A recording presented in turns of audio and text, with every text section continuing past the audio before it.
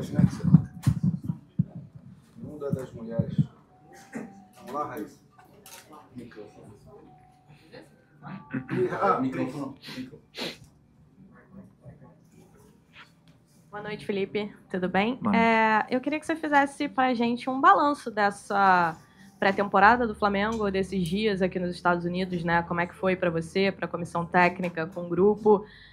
E depois do jogo, muita gente falou assim, acabou a pré-temporada do Flamengo. E foram poucos dias. Acabou a pré-temporada do Flamengo? Até quando, para você, vai a pré-temporada do Flamengo?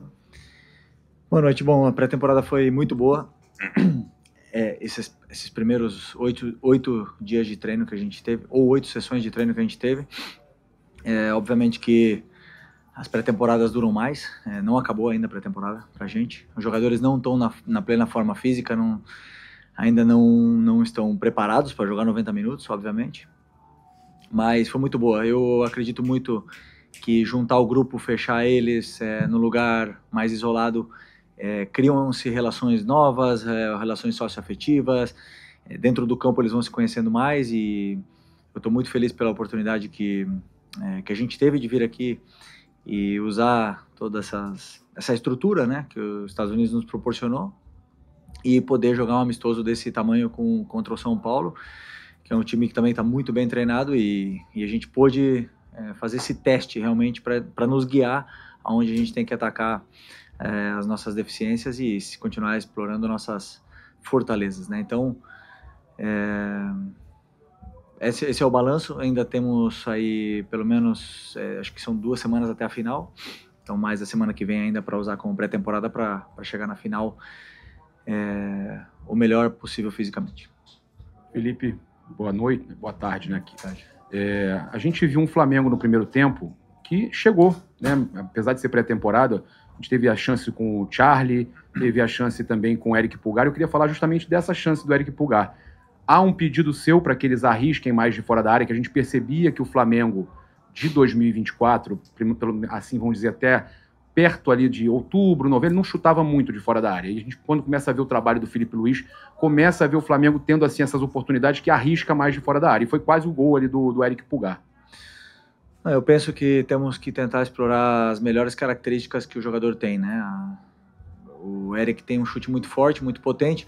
Tem outros jogadores que não chutam tanto, que não gostam de chutar, que preferem passar. E nós temos que tentar explorar. Outros jogadores que são mais de velocidade e tem boa finalização também. Então eu sempre tento encorajar eles a poderem explorar essas características. E o chute do Eric é uma delas. Fico feliz que ele tenha arriscado, né? Mas obviamente que precisamos melhorar nesse nosso terço final, que tenho certeza que nós vamos conseguir melhorar até essa final. Boa tarde, Felipe. Alô? Agora sim. Boa tarde, Felipe. A gente viu hoje o Matheus Gonçalves no time titular, mesmo acompanhando alguns treinos seus. A gente não imaginava que ele seria titular, mas a gente viu que ele treinou bem. Imagino que você tenha essa avaliação também. Ele fez uma função um pouco diferente por dentro. Queria que você avaliasse um pouquinho sobre a atuação dele e por que manter ele o único jogador que foi mantido para o segundo tempo. Bom, vamos lá. A questão do Matheus o Matheus é simples, né? O Arrascaeta não poderia jogar. Não pode jogar. Ele vem de uma cirurgia, ainda está evoluindo e está recuperando sua forma física. Com isso, falta um jogador de ataque no nosso elenco. E aí eu aproveitei para fazer alguns testes. Aproveitei para testar o Alcaraz de atacante, que coisa que ele já fez em outros clubes e não tinha feito comigo. Eu coloquei o Bruno aberto e o Matheus, durante os treinos eu testei ele por dentro e ele foi muito bem. Então também aproveitei para testar o Matheus por dentro, para continuar com essa relação do Wesley e do Gerson na direita nesse primeiro tempo. No segundo tempo, o certo e o ideal teria sido tirar todo mundo, jogar 45 com um time, 45 minutos com outro time, mas, como eu falei, não tínhamos um jogador de ataque. E a questão é que o Pablo, que foi meu jogador no Sub-17, eu sei do talento que ele tem, a qualidade que ele tem, ele é volante. Então eu fiquei um pouco com peso na consciência de colocar ele 45 fora da posição dele ideal, sendo o primeiro jogo dele no profissional. Então eu esperei um pouco mais. O Diogo falou para mim, o preparador físico falou para mim que eu poderia ir com o Matheus até 60 minutos. Então eu segurei ele um pouco para deixar o Pablo jogar fora de posição, e ainda assim entrou e fez um grande jogo. E aproveitei também para continuar fazendo testes, tentei colocar o Michel por dentro, o Plata de atacante. Não são as posições ideais dele, eu sei disso. O Michel prefere jogar aberto, o Plata prefere jogar na direita, mas a pré-temporada tá para isso, para testes, para a gente ver, para criar relações e para ver como o time se sobressai diante das dificuldades. Então, fiquei feliz pelo esforço que eles fizeram, e agora eu tenho claro o que cada um pode render também em novas posições. Boa tarde.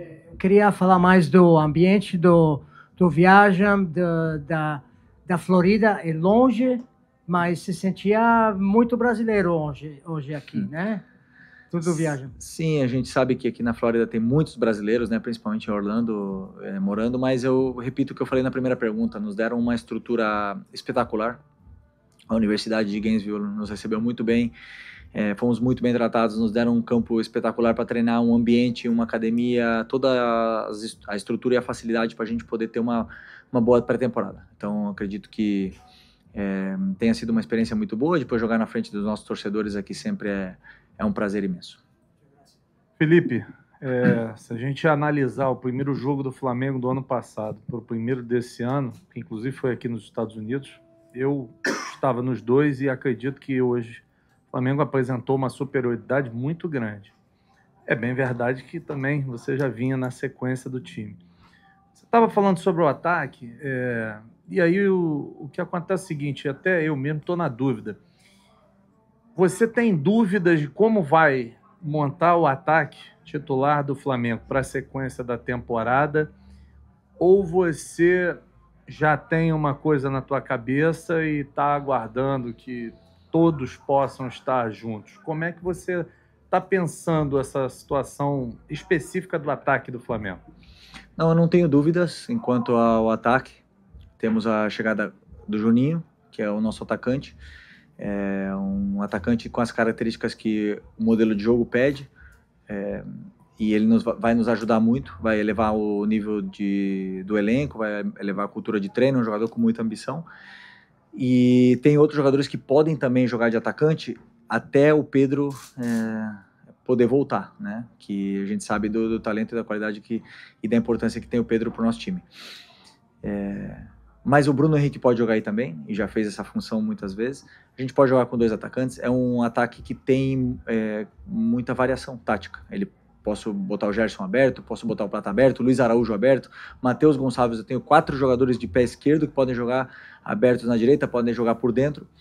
Então, com essas peças eu vou ajustando e fazendo o plano de jogo em cima de cada adversário que venha pela frente. Mas eu não tenho nenhuma dúvida do que eu quero e eu espero para cada posição e função dentro da equipe.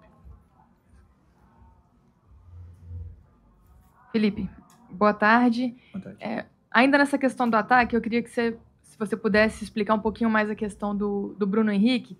A gente esperava ver o Bruno mais por dentro hoje, a gente viu ele mais aberto pelo lado esquerdo, uma função que ele também já desempenhou. Mas o que você pensa especificamente para o Bruno Henrique nesse time do Flamengo, que a gente sabe que não tem hoje o Pedro machucado, o Juninho está chegando ainda, esses dois são referências, mas o Bruno é um cara que a gente imagina ali mais como esse falso 9, ou então nesse esquema com 2 atacantes. Não, o Bruno não é falso 9, é um jogador de profundidade, um jogador rápido, de ataque ao espaço. Então, o que eu penso para ele é assim, a posição ideal dele é aberto, né, como ele se sente mais confortável, mas é um jogador que joga por dentro, rendeu muito, o melhor momento dele... um dos melhores momentos dele no clube foi em 2019, onde ele jogou muito por dentro, né, com 2 atacantes, e explorar essa característica que ele tem. Meu pensamento é esse, para ele explorar essa característica que ele tem de ataque ao espaço e finalização e gol. É um jogador com muitos números e que de suma importância para a nossa equipe. Felipe, tudo bem? Conrado aqui da ESPN. Grande parte da tua carreira como jogador você fez na Europa, em que você tem um calendário mais claro. Quanto para você ainda é confuso ou maluco saber que você tem um time jogando lá e você está comandando um outro time aqui, à medida em que o Flamengo ou outros clubes querem globalizar, internacionalizar a marca, é impossível porque você tem que cumprir o estadual. Quanto para você pessoalmente é estranho isso? Não, eu penso no que é melhor para a equipe sempre, né? Então, eu não vivo pensando em tudo, eu sempre faço um planejamento, olho meus jogadores, olho a tática, o sistema e penso em ganhar o jogo que venha pela frente. A gente sabe da importância que tem cada competição e o que temos que fazer para chegar bem até elas, né? Então, o Carioca, ele é um campeonato importante, porque, basicamente, assim, não tem importância até que você não ganha. Quando você não ganha, essa cadeira aqui pode ficar vazia, né? Então, a gente sabe disso. Como treinador, eu sei disso. Mas eu também sei que eu não vou, digamos, hipotecar minha equipe para toda a temporada por causa do estadual. Então, é importante que a equipe do Sub-20 comece essa competição, que tenha jogadores que possam se desenvolver e depois a gente pega novamente para poder até mesmo completar a pré-temporada, né? E continuar fazendo esses jogos.